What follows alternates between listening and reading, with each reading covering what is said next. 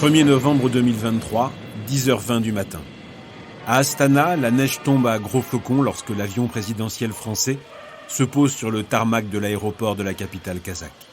Cela fait presque 10 ans maintenant, depuis François Hollande en 2014, qu'un président français ne s'est pas déplacé au Kazakhstan.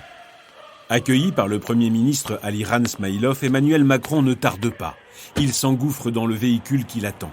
Le cortège s'élance dans les immenses artères de cette ville champignon aux allures d'un paysage de science-fiction. Direction le palais Ak-Orda où Kassim-Jomart Tokayev attend son homologue français. Les deux hommes se sont vus pour la dernière fois en novembre 2022. C'était à Paris. 1 an plus tard, la poignée de main est tout aussi chaleureuse. Il faut dire que ce déplacement, ajouté à l'agenda et annoncé seulement quelques jours plus tôt, revêt une dimension tout aussi symbolique que stratégique. Ce pays, carrefour économique et diplomatique, est hyper courtisé. Et ça, Emmanuel Macron le sait bien. Quelques heures seulement donc pour renforcer les liens qui unissent les deux pays. Quelques heures seulement pour renforcer la coopération économique, notamment au travers de la signature de nombreux contrats.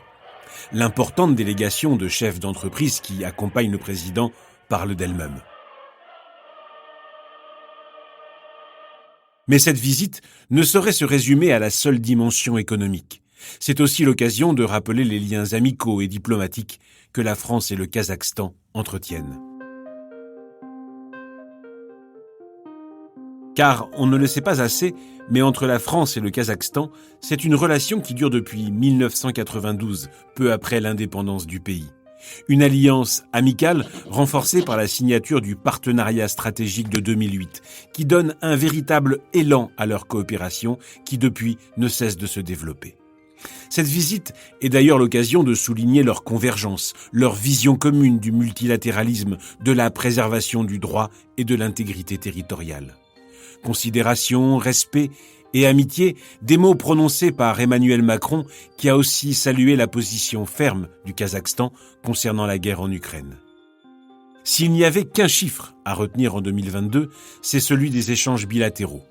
Ils se sont élevés à 5,3 milliards d'euros, principalement grâce au pétrole et à l'uranium. Le Kazakhstan est l'un de nos premiers fournisseurs de pétrole, après les États-Unis, mais devant l'Arabie saoudite. Il nous fournit près de 40% de l'uranium qui nous est nécessaire. La France, quant à elle, est le 5e investisseur étranger au Kazakhstan, devant la Chine, du fait notamment de l'implantation du groupe pétrolier Total Energy qui exploite conjointement en mer Caspienne l'important gisement de Kashagan. D'ailleurs, il suffit de lever les yeux au ciel pour découvrir sur les façades des immeubles de la capitale kazakh les noms des plus grands groupes français comme Total, Suez, Alstom. Des entreprises françaises qui sont présentes dans les secteurs de l'énergie, de la construction, des transports, de la santé, de l'agroalimentaire, de l'industrie pharmaceutique ou encore des technologies de l'information. Au total, ce sont près de 200 entreprises françaises qui sont implantées dans le pays. En fait, le Kazakhstan est de loin le pays d'Asie centrale avec lequel l'Union européenne et la France commercent le plus. Une raison simple, la richesse de son sous-sol. Celui-ci ne regorge pas seulement de pétrole, de charbon ou de gaz, mais compte aussi des terres rares nécessaires aux technologies de pointe. Un véritable Eldorado qui justifie la multiplication par 2 des investissements directs des 200 entreprises françaises présentes au Kazakhstan durant les 6 premiers mois de 2023. Et la venue d'Emmanuel Macron, malgré un agenda hyper chargé, en est l'illustration. Plusieurs contrats ont été signés entre les deux délégations, notamment dans les secteurs de la santé, de l'éducation, des transports ou de la défense. Le développement conjoint touche aussi le secteur de l'énergie décarbonée. Il a été acté entre les chefs d'État qu'un important parc éolien sera développé avec Total Energy. Et puis ça y est, c'est confirmé. La France est sur les rangs pour le projet de construction de la première centrale nucléaire au Kazakhstan. EDF fait en effet partie des candidats pour ce projet. Renforcer ce partenariat, mais aussi le diversifier.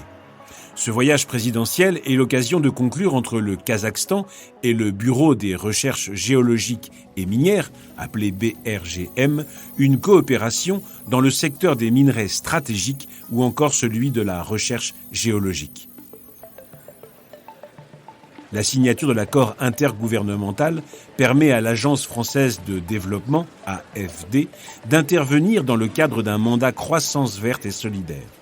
L'AFD apportera ainsi toute son expertise technique et financière dans les domaines de la santé, de l'assainissement et de l'irrigation. Décrocher de tels contrats participe à la puissance économique de la France et contribue directement à son rayonnement dans une région en plein essor. En effet, derrière les enjeux économiques, ce sont d'énormes enjeux stratégiques qui se jouent. Car cette république de 2 700 000 m² est située, rappelons-le, au cœur de l'Eurasie, entre l'Europe de l'Est et l'Asie centrale. Le Kazakhstan partage des frontières avec de nombreux pays, parmi eux la Russie, la Chine, l'Ouzbékistan, le Turkménistan ou encore le Kirghizistan. Une situation géographique unique qui en fait un État stratégique et plus que jamais courtisé par les grandes puissances.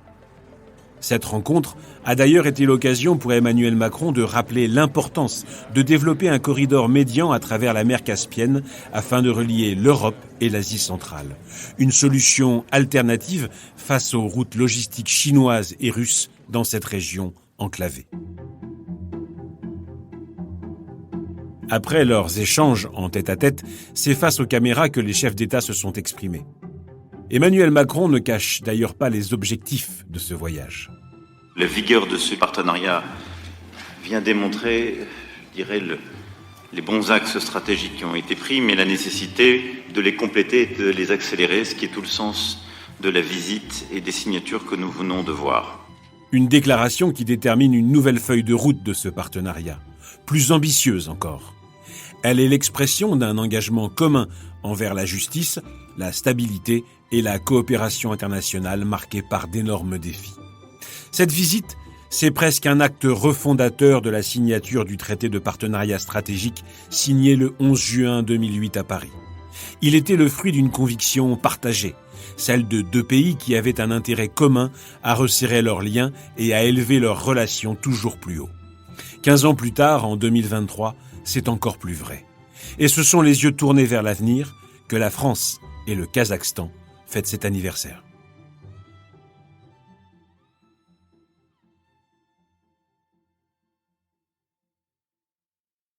Ne manquez aucun épisode de Podcast Story. Abonnez-vous et mettez 5 étoiles sur Podcast Addict, Amazon Music ou Spotify.